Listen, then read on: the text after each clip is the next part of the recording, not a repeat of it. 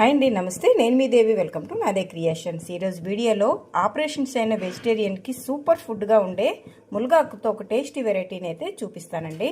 ఇది చాలా బాగుంటుంది. దీంట్లో ఉండే ఐరన్ అయితే ఆపరేషన్స్ అయిన వాళ్ళకి మంచి మెడిసిన్గా పనిచేస్తుంది వెజిటేరియన్స్కి. అందులో డయాబెటిక్ కూడా ఉందనుకోండి, అన్ని రకాల వెజిటబుల్స్ని వాళ్ళు తినలేరు కదా. అలాంటి వాళ్ళు నేను చూపించే ఈ వెరైటీని ఒక్కసారి ట్రై చేయండి. ఆ టేస్టీ సూపర్ ఫుడ్డే మునగాకు పరోటా.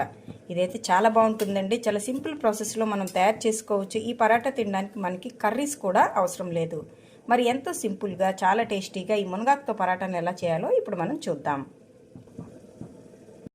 మునగాకు పరోటా కోసం ఇలా ఒక మిక్సర్ జార్ని తీసుకొని దాంట్లో తుంచిపెట్టుకున్న 2 పచ్చిమిర్చి, అలాగే వెల్లుల్లి, కొద్దిగా కొత్తిమీర కాడలు వేసేసుకొని వీటిని ముందు కచ్చాపచ్చాగా మిక్సీ పట్టేసుకోండి.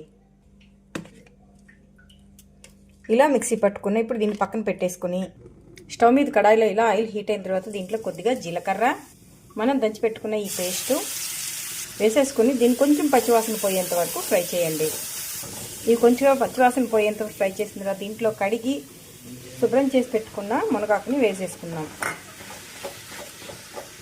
దీంట్లో కొద్దిగా సాల్టు, కొద్దిగా పసుపు వేసేసి ఒకసారి బాగా మిక్స్ చేసేసుకోండి.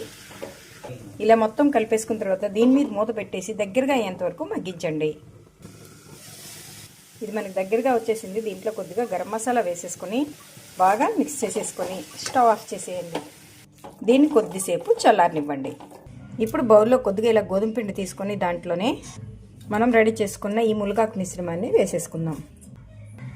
ఇప్పుడు దీన్ని మొత్తాన్ని మిక్స్ చేసుకున్న తర్వాత అవసరమైతే అప్పుడు వాటర్ వేసుకోవచ్చు. చూడండి, ఇలా మొత్తం కలిపేసుకున్నాం కదా. ఒక్క 10 నిమిషాలు రెస్ట్ ఇచ్చిన తర్వాత దీంతో మనం చపాతీలను ఒత్తేసుకుందాం. ఇలా చక్కగా పెనం మనకి హీట్ అయిన తర్వాత మనం తయారు చేసుకున్న చపాతీని దీని మీద వేసేసుకొని 2 వైపులా తిప్పుకుంటూ మీడియం ఫ్లేమ్ మీద మంచిగా కాల్చేసుకోండి. దీనికి మనం ఆయిల్ కూడా అప్లై చేయాల్సిన అవసరం ఏమీ లేదు. ఇది మనకి చక్కగా రోస్ట్ అయిపోయిందండి. ఇప్పుడు దీన్ని ప్లేట్లోకి తీసేసుకుందాం. ఇలా మొత్తం అన్నిటినీ ప్రిపేర్ చేసేసుకోండి.